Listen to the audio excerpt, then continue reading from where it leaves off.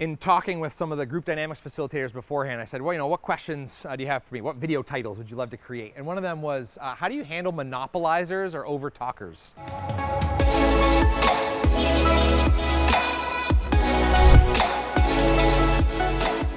And the reason I want to answer this one right now is, everybody point to the monopolizer or over-talker in the room right now. No. Today, right?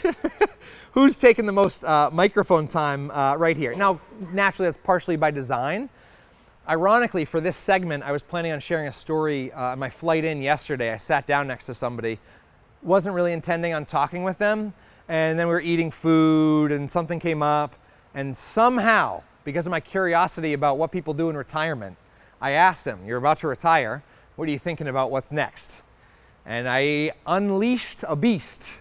This dude was so passionate about hypersonic jets that I am not kidding you. He sold jet engines, he's thinking about a second career in hypersonic jets that go Mach 5, 22, blah, blah, blah. For an hour straight. Stats, numbers, stories, experiences, opinions.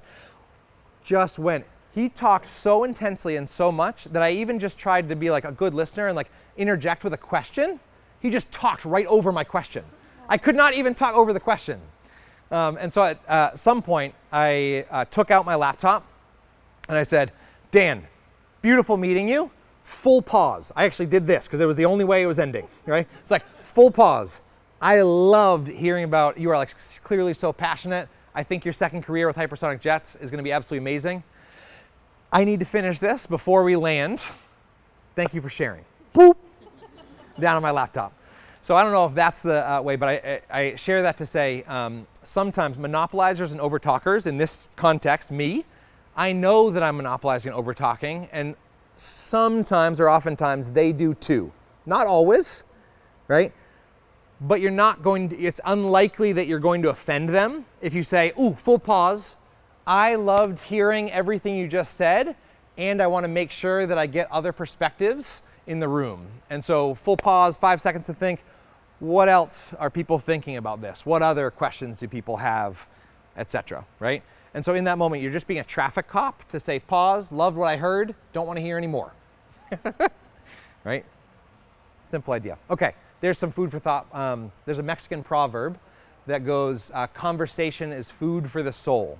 So my one other invite is, you've got these name tags. You are the first human beings on planet Earth, kinda, to test out these name tags. Right now I'm testing between two designs. I think they could be cool. I don't think they're perfect yet. At lunch, instead of just talking about what you always might talk about, my invite is just to start your conversation with something related to what they've written on their name tag.